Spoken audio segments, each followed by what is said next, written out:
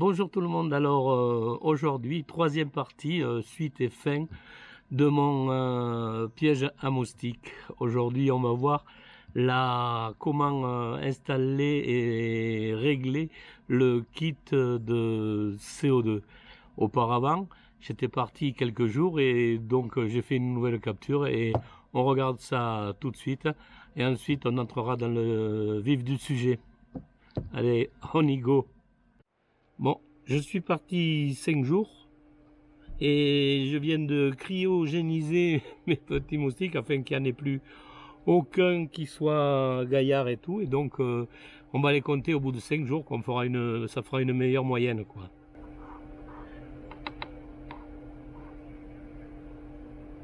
Toujours pareil, je vais faire des paquets de 10 et on va compter. On se retrouve tout à l'heure.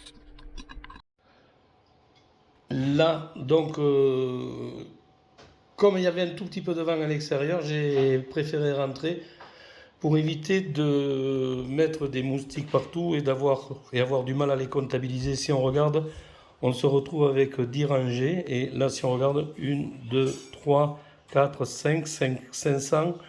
Et 1, 2, 3, 4, 5, 555. Je trouve que c'est joli, ça compte rond 555. Donc, en 5 jours. Là, j'agrandis au maxi, quoi. Et vous voyez que c'est bien des moustiques, c'est pas des chiures de mouches.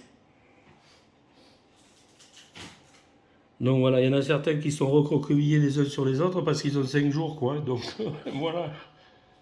Donc on a vu que les moustiques étaient attirés par la chaleur humaine, la transpiration ainsi que l'odeur, et éventuellement la couleur, mais surtout et beaucoup le CO2. Donc il va falloir faire du CO2, du gaz carbonique, donc dans notre piège. Mais pour ce faire, on va avoir besoin de CO2. Donc pour faire des essais, là, ce que j'ai fait, j'ai acheté sur le Bon Coin pour faire des essais une cartouche de CO2 de 2 kg. Donc avec ça, qu'est-ce qu'il m'a fallu? Il me faut un tube qui va me permettre d'expulser le CO2 et de le faire remonter. Ça va partir de là et ça va aller dans mon piège à moustiques. Mais par contre, vous comprenez bien que ici on doit avoir, je sais pas, 20 ou 30 bars, et si on met ça directement, on va pas, les moustiques, on va les tuer, mais à la pression, quoi. Alors, deux possibilités, soit vous pouvez acheter un détendeur de CO2 en 12 volts, soit en 220 volts. Moi, je l'ai pris en 220 volts parce que je l'ai branché directement à ma prise. Vous voyez, on va me dire que c'est dangereux, mais comme c'est dangereux, vous voyez, il n'y a même pas besoin de terre puisque c'est une double isolation. Donc, a priori, ça ne risque rien. Donc, la première chose à faire, ça va être sur ce détendeur, ici, là, vous voyez, là, j'ai regardé des tutos sur les aquariums les aquariophiles utilisent pas mal ce produit-là. Et donc, qu'est-ce qu'ils m'ont dit? Ils m'ont dit que ça, c'est un bulleur de... Je suis pas spécialiste, hein. Ça, on va le remplir un peu d'eau et on va voir... Et on va voir le CO2 qui s'échappe de là. Mais ici, à l'intérieur de ce truc-là, j'espère que j'ai pas paumé, non. Là, à l'intérieur de ce truc-là, donc on a un joint torique. Je sais pas si vous le voyez. On a un joint torique transparent. Et ce joint torique transparent, il doit venir se mettre ici, à l'intérieur, là. Ici, à l'intérieur, j'ai bien ma petite rondelle de CO2. Je vais visser donc cette partie-là sur celle-là, comme ceci. Mais avant de se faire, je vais mettre quand même du téflon pour éviter toute fuite. Voilà mon rouleau de téflon que je vais mettre en place ici et je tourne dans le sens des aiguilles d'une montre ici. Je regarde que ma rondelle, je vérifie que mon joint torique il soit bien à l'intérieur. Et maintenant, je vais fixer, enfin visser ceci là. Donc je serre, mais pour éviter de squinter le truc, je mets un carton. Je ne serre pas comme un malade, mais je serre quand même correctement, en espérant que ça fonctionne bien. Voilà le manomètre, le réducteur de pression installé. Maintenant, il va falloir activer le CO2. Mais vous voyez, l'électrovanne est fermé, donc ça veut dire que ça ne fonctionne pas.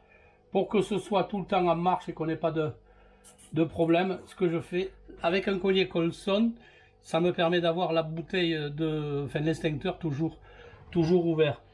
Donc c'est pas fini. Ici c'est le compteur de gouttes. Donc ça se visse comme ceci. D'accord? C'est pas la peine de serrer comme un idiot, quoi.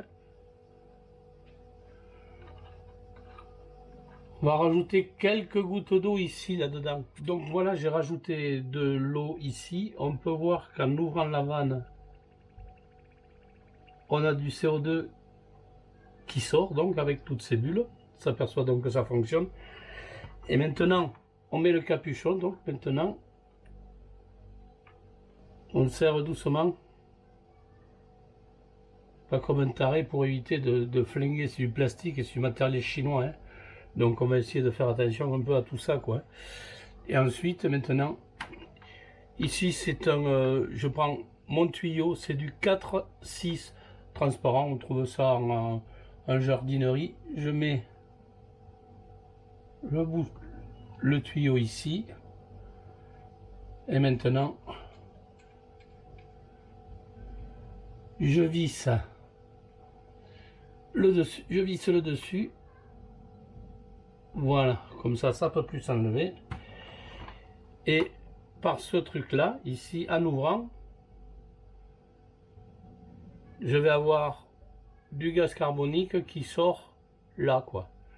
On fait le test de l'allumette, c'est-à-dire mon allumette est allumée et j'envoie du gaz carbonique. Normalement, ça doit s'éteindre. C'est bien le cas. Il s'agit maintenant de doser le CO2 avec notre goûteur, quoi. Ça va pas être chose facile. Bon, ce que j'ai fait, j'ai regardé sur les sites professionnels, enfin sur ceux qui vendent les pièges à moustiques, et globalement, ils demandent tous à ce qui est, enfin, à peu près, quoi, 0,4 kg de CO2 par jour. Donc j'ai fait des calculs, j'ai cherché, enfin j'ai galéré quand même pas mal de temps. J'ai réussi avec deux types de calculs différents et j'arrive sensiblement à la même chose. Donc je me dis que je dois pas être bien loin de la vérité. Et cette vérité correspond à 30 gouttes par seconde. Alors vous allez me dire, 30 gouttes par seconde avec un bulleur, c'est impossible à calculer ça. Eh bien j'ai trouvé un moyen relativement simple pour pouvoir compter 30 gouttes par seconde. Je vous explique. Donc pour pouvoir mesurer, qu'est-ce que je fais? J'ai rempli d'eau ici avec une pipette et je revisse le dessus. C'est un peu compliqué, mais en principe on y arrive. Avant de voir le ralenti du comptage de bulles, je voudrais vous expliquer comment je compte les 30 images par seconde, les 30 bulles par seconde. Et je ne vais pas prendre 30 bulles, mais je vais prendre 32 bulles par seconde. Je vous montre ce petit tableau d'abord et je regarde en même temps sur mon téléphone là. Donc le comptage des bulles FPS, comme je vous le marque, c'est frame per seconde. Autrement dit, c'est les images par seconde. Si je filme à 30 fps, c'est-à-dire ce qui est filmé normalement, quoi, c'est-à-dire à 30 images seconde, je verrai 32 bulles par seconde. Mais 32 bulles par seconde, c'est impossible à lire. Donc ce que je vais faire, je ralentis deux fois, c'est-à-dire au lieu d'avoir 30 images seconde, j'aurai 60 images seconde. En effet, le ralenti, on ne ralentit pas les 30 images, au contraire, quand on ralentit, on double les images. Ainsi, par exemple, vous voyez ma main qui est ici, là, En une seconde, je fais ça. Et au ralenti, eh bien, on verrait de là, tac, au milieu, et celle-ci. Autrement dit, si je ralentis 2 fois, je vais doubler le nombre d'images. Et donc, je vais diviser par 2 le nombre de choses que je vois. Autrement dit, ici, je vois de 0 à 1. Là, je verrai, si je ralentis 2 fois, je ferai 0, 1 demi, 1. Et pour les bulles, c'est pareil. Donc, si je suis à 60 fps, je verrai 16 bulles par seconde. Si je filme à 120, je verrai 8 bulles par seconde. À 240, donc 4 bulles. À 480 fps, je verrai 2 bulles par seconde. Et à 960 fps, je verrai 1 bulle par seconde. Alors 960 images seconde, qu'est-ce que ça veut dire? Qu'est-ce que c'est? Mais or, moi j'ai regardé mon téléphone, celui-là c'est un S21. Quand je filme en super ralenti, parce que j'ai une possibilité de filmer en super ralenti, et en super ralenti, mon téléphone filme à 960 images secondes. Mais ça veut dire quoi? Eh bien, ça veut dire tout simplement que... Donc, en super ralenti avec mon téléphone, quand je compterai 1 bulle par seconde, mais en réalité, je serai à 30 bulles par seconde. Si vous voulez faire la même chose, vous regardez votre téléphone, vous regardez les specs de votre téléphone, à quelle vitesse il filme en super ralenti, le nombre de FPS, et en fonction du tableau, vous allez pouvoir ainsi régler votre kit de CO2 au nombre de 30 gouttes ou 32 gouttes par seconde. Voilà, j'espère que j'ai été clair. C'est pas très clair. Enfin, il me semble que ça l'est, enfin, je l'espère. Donc là, je lance le CO2. Vous allez voir la petite lumière s'allumer là, ici. J'appuie. Là, vous voyez, il y a le rouge qui s'est allumé normalement. Maintenant, je commence à savoir par expérience combien il faut régler. Il faut ouvrir la molette ici, de façon à ce que les bulles fassent un jet continu et qu'ils soient prêts à sortir du tuyau là. Là, on devrait être pas mal. Donc, j'enregistre un super ralenti qui fait du 960 fps.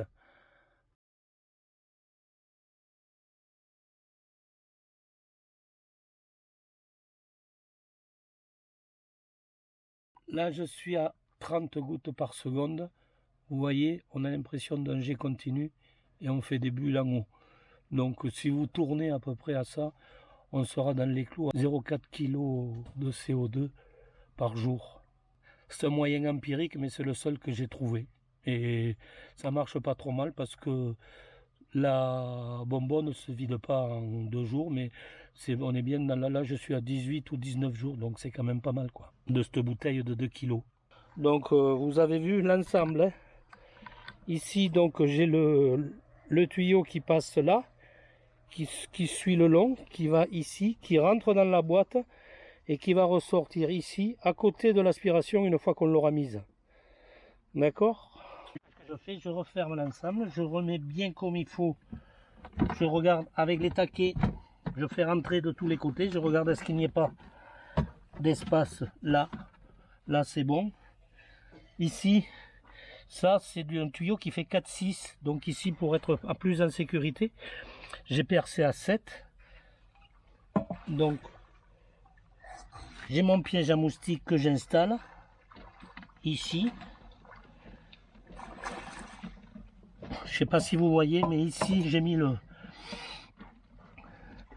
balancier, enfin le contrepoids près du tuyau là, pour pas que ça, enfin pour que ça puisse rentrer par rapport au chapeau. Je lance le piège à moustiques et je fais bien attention à ce que le filet anti-retour de l'intérieur soit bien ouvert quoi. Donc quand c'est fait, je peux refermer le piège.